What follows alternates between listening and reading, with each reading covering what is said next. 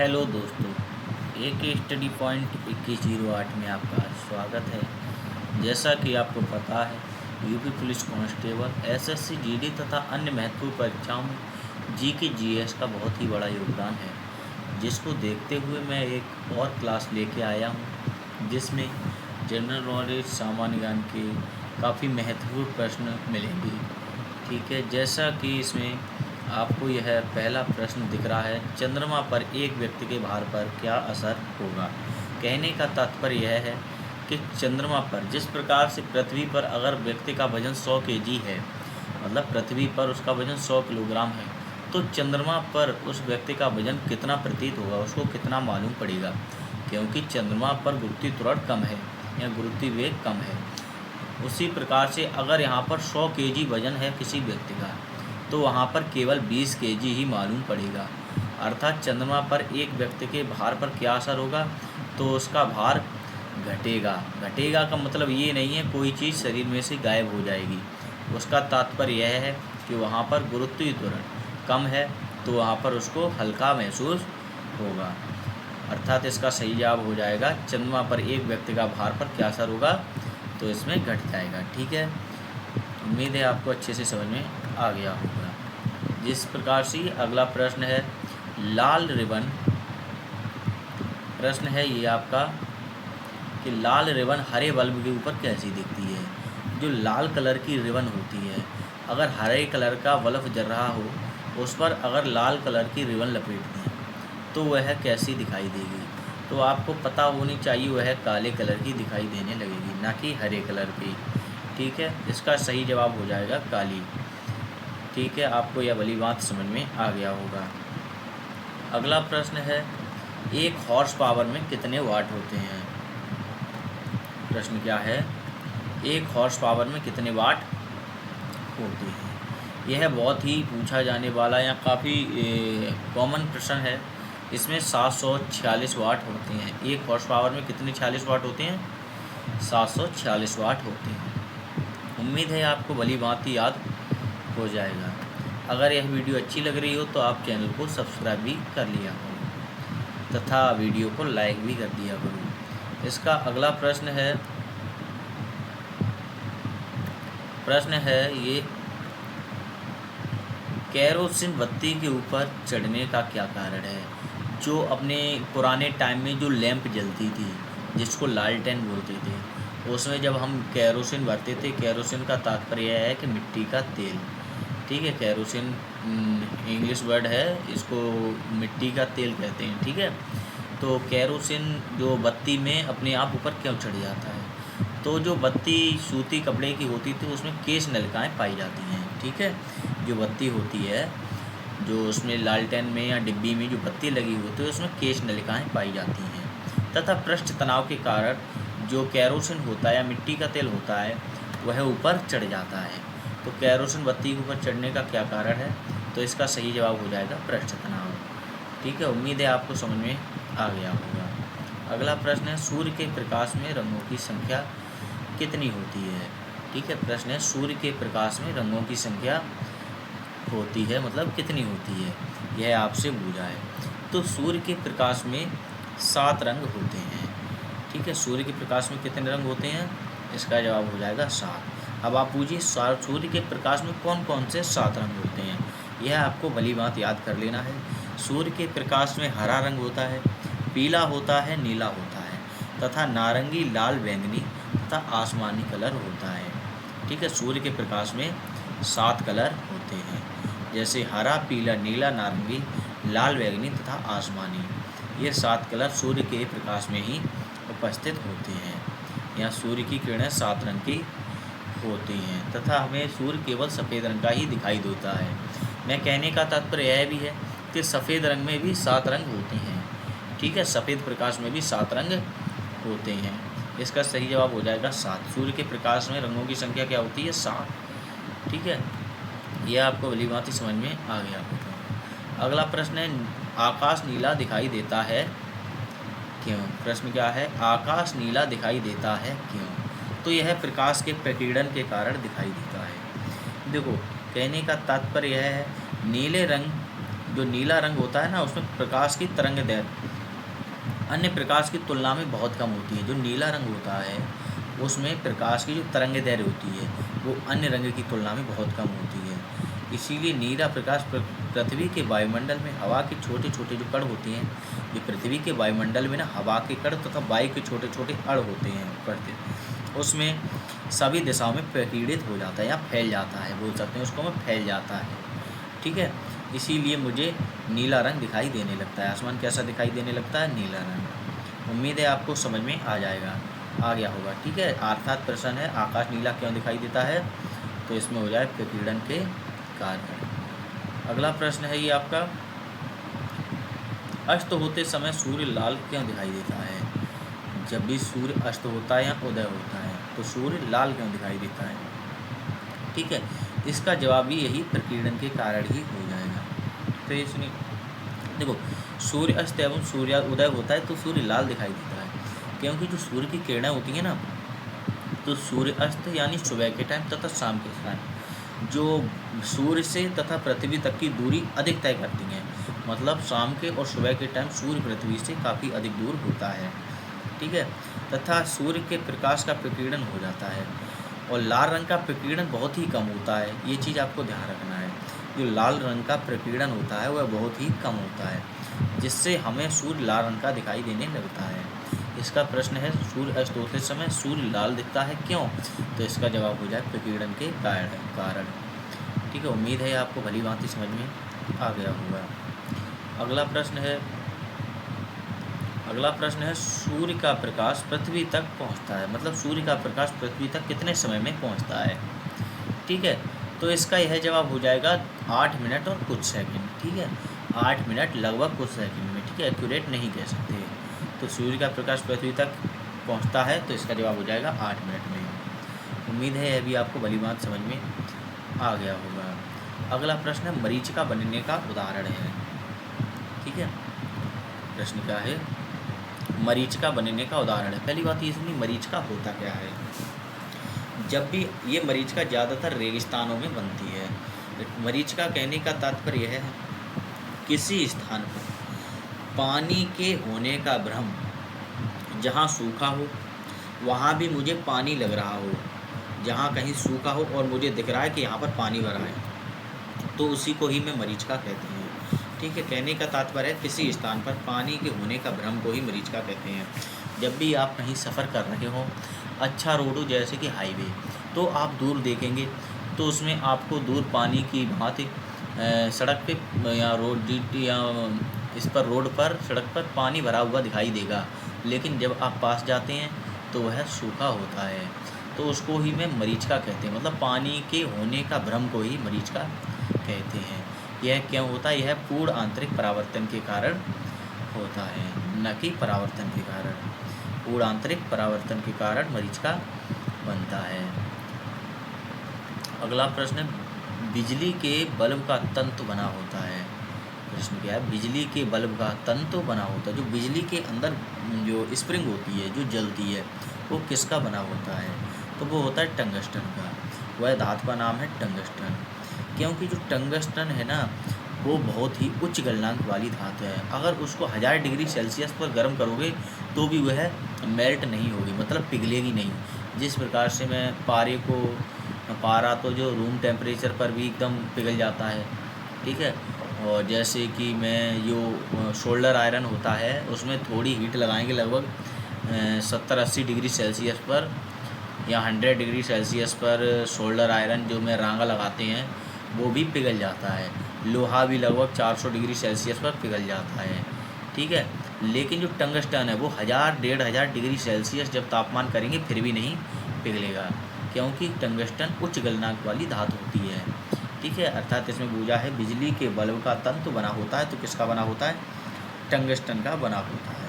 लेकिन एक चीज़ और ध्यान रखनी है, जो बिजली का बल्ब होता है, ठीक है, जो बिजली का आपको बल्ब होता है, ये इस प्रकार से आपको ये बल्ब होता है। ठीक है,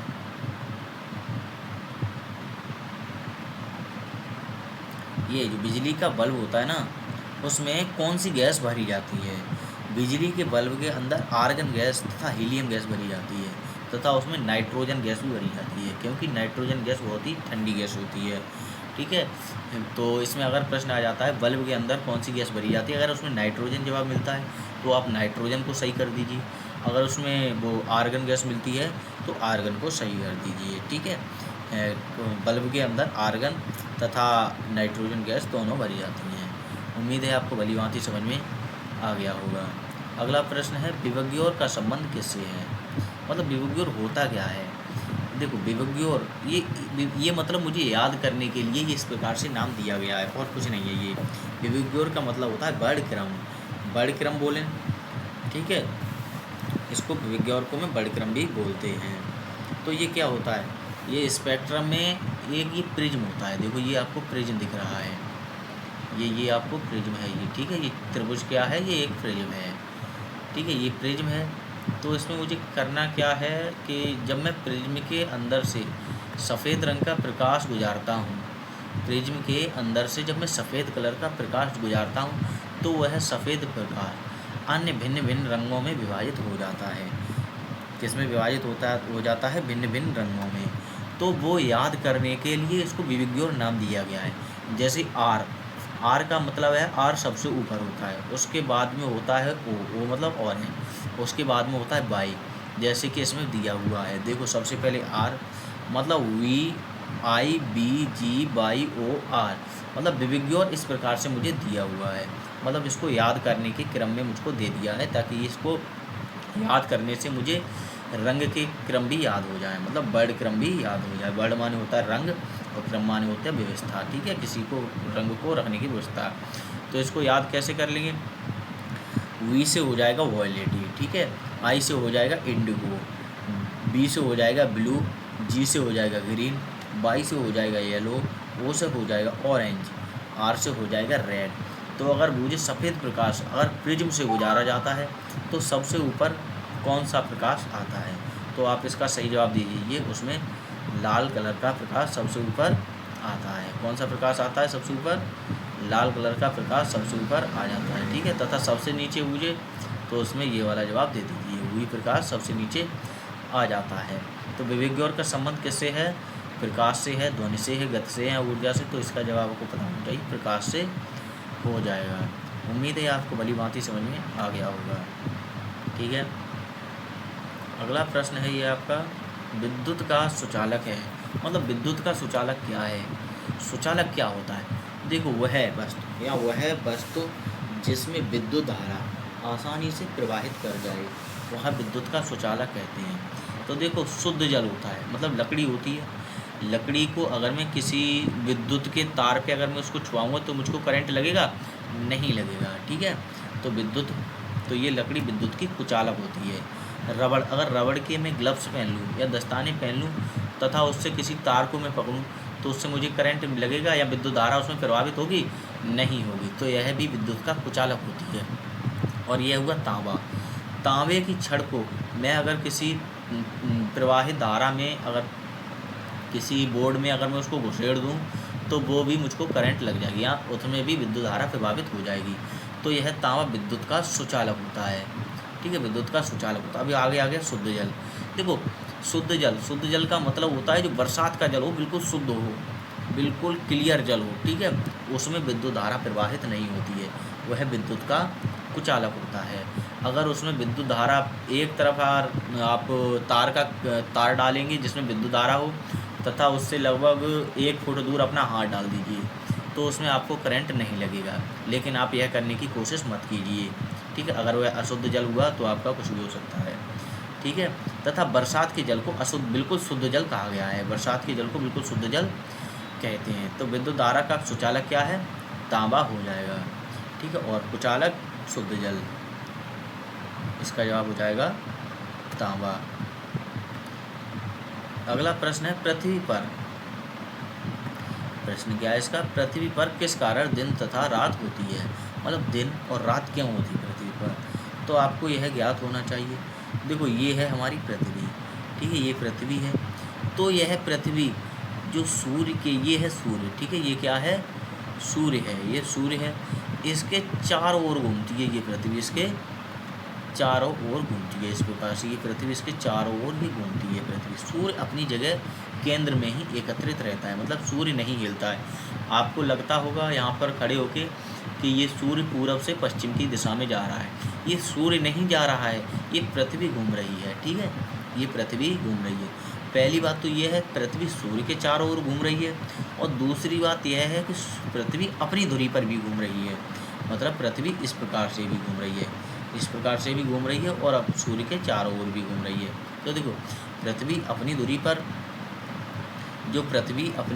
जो घूमती है वो 24 घंटे में एक चक्कर पूरा कर देती है, तथा जो पृथ्वी सूर्य के चारों तरफ घूमती है वो 365 दिन में एक चक्कर पूरा कर देती है। तो जब वो अपने देखो 24 घंटे में 12 घंटा इधर रहा, जिधर सूर्य की लाइट पड़ेगी मतलब प्रकाश पड़ेगा उधर दिन हो जाएगा। ठीक है, उधर दिन हो जाएगा। जिधर नहीं पड़ेगा उधर की साइड देखो, ये आपको अंधेरा दिख रहा है, उधर रात हो जाएगी। तथा जब ये घूम जाएगी, जब ये पृथ्वी इस प्रकार से आगे की तरफ घूम जाएगी, ठीक है, जब घूम जाएगी तो इधर वाला हिस्सा इधर आ जाएगा, मतलब इधर की साइड सूर्य का प्रकाश पड़ने लगेगा। तो इधर की साइड दिन प्रतीत हो जाएगा तथा उधर रात हो जाएगी। तो इसका कहने का मेरा तात्पर्य यह है, पृथ्वी पर किस कारण दिन और रात होता है? तो जब पृथ्वी घूमती है तभी दिन और रात होता है। तो इसका सही जवाब हो जाएगा घूर्णन के कारण। घूर्णन मतलब होता है घूमना, न कि चुंबकीय खिंचाव, सूर्य की समीपता, गुरुत्वाकर्षण खिंचाव, ये सभी गलत जवाब हो जाएंगे। सही जवाब हो जाएगा घूर्णन के कारण। क्या हो जाएगा सही जवाब? घूर्णन के कारण। प्रश्न नंबर इसका सही जवाब हो जाएगा घूर्णन। उम्मीद है आपको भली भांति समझ में आ गया होगा। अगला प्रश्न है ये, ठीक है, टमाटर में कौन सा अम्ल होता है? प्रश्न क्या है ये? टमाटर में कौन सा अम्ल होता है? देखो टमाटर के अंदर ये ऑक्सैलिक अम्ल पाया जाता है। टमाटर के अंदर कौन सा अम्ल पाया जाता है? ऑक्सैलिक। देखो अम्ल क्या होता है, पहली बात तो ये समझिए, अम्ल का स्वाद खट्टा होता है। ठीक है, अम्ल जो होता है वे सभी पदार्थ जो खट्टे होते हैं वे सभी के सभी अम्ल होते हैं, या उनके अंदर अम्ल होता है। अम्ल नीले लिटमस को लाल कर देता है। अम्ल क्या कर देता है? अम्ल नीले लिटमस पेपर को लाल कर देता है। तथा अम्ल का पीएच मान जो 7 से कम होता है, अम्ल का पीएच मान क्या, पीएच स्केल होती है जो 14 तक होती है, तो अम्ल का पीएच मान 7 से कम होता है। ये चीज़ आपको ध्यान रखना है। तो टमाटर में कौन सा अम्ल होता है? सही जवाब हो जाएगा ऑक्सैलिक। ठीक है, उसके बाद आ गया ये टार्टरिक अम्ल। तो मतलब टार्टरिक अम्ल किस में पाया जाता है? ये भी तो होगा ना प्रश्न, टार्टरिक अम्ल किस में पाया जाता है? तो इसका सही जवाब हो जाएगा अंगूर हुआ, इमली, केले। ये अंगूर, इमली, केले में टार्टरिक अम्ल पाया जाता है। अगर प्रश्न आ जाए अंगूर में कौन सा अम्ल पाया जाता है, तो इसका सही जवाब आप कर देना टार्टरिक अम्ल अंगूर और केले में पाया जाता है। ठीक है, उसके बाद आ जाते हैं ये एसिटिक अम्ल। ठीक है, एसिटिक अम्ल किस में पाया जाता है? एसिटिक एसिड किस में पाया जाता है? देखो जो भी छिरके होते हैं, जो छिरके होते हैं ना, गर्मियों के मौसम में जो छिरके बनते हैं, जो गन्ने का भी बनता है, जामुन का भी बनता है, अंगूर का भी बनता है, वो सभी के सभी एसिटिक एसिड ही होते हैं, एसिटिक अम्ल ही होते हैं। सभी प्रकार के सिरके में मौजूद होता है एसिटिक एसिड। जो भी छिरके होते हैं वो सभी में एसिटिक एसिड उपस्थित होता है। उसके बाद आता है मेथानोइक। क्या हो जाता है ये? मेथानोइक। मेथानोइक मतलब अम्ल क्या है, ये किससे पाया जाता है, किस में पाया जाता है? देखो मेथानोइक को मैं फॉर्मिक अम्ल भी कहते हैं। मेथानोइक का अम्ल अन्य नाम क्या होता है? फॉर्मिक अम्ल। ठीक है, मेथानोइक को फॉर्मिक अम्ल भी कहते हैं। देखो ये किस में पाया जाता है? ये होता है, देखो जो चींटी होती है ना, जो लाल कलर की चींटी गर्मियों के मौसम में जो निकलती है, लाल कलर की चींटी जो गर्मियों के मौसम में निकलती है, जो काट लेती है तो वहाँ पर जलन मचने लगती है। ठीक है, तो लाल कलर की चींटी के डंक में भी ये मेथानोइक या फॉर्मिक अम्ल होता है। मेथानोइक या फॉर्मिक अम्ल लाल कलर की चींटी में भी होता है। तथा जो बिच्छू होता है, बिच्छू अगर आपको काट ले तो जलन मचने लगती है, तो फॉर्मिक अम्ल बिच्छू के डंक में भी होता है। तथा वो बर्रैया, जो बर्रैया या ततैया बोलते हैं, उसमें अगर वो आपको डंक लगा दे तो फॉर्मिक अम्ल का कुछ अंश उसमें शरीर में प्रवेश कर जाता है तथा वहाँ पर जलन मचने लगती है। तथा जो शहद वाली मक्खी होती है ना, जो मधुमक्खी बोलते हैं, उसमें भी फॉर्मिक अम्ल होता है। अर्थात ये सभी फॉर्मिक अम्ल या मेथेनोइक अम्ल होते हैं। ठीक है, मेथेनोइक को भी फॉर्मिक अम्ल कहते हैं, जो चींटी, बर्रैया आदि में पाया जाता है। ठीक है, लेकिन इसमें पूछा टमाटर में कौन सा अम्ल होता है, इसका सही जवाब हो जाएगा ऑक्जेलिक अम्ल। ठीक है, उम्मीद है आपको भली भांति समझ में आ गया होगा। अगर समझ में आया हो तो चैनल को सब्सक्राइब कीजिए तथा क्लास को लाइक भी कीजिए तथा शेयर भी कर दिया करो, ताकि आगे आने वाली वीडियो को भी आपका लाभ मिल सके। ठीक है, धन्यवाद।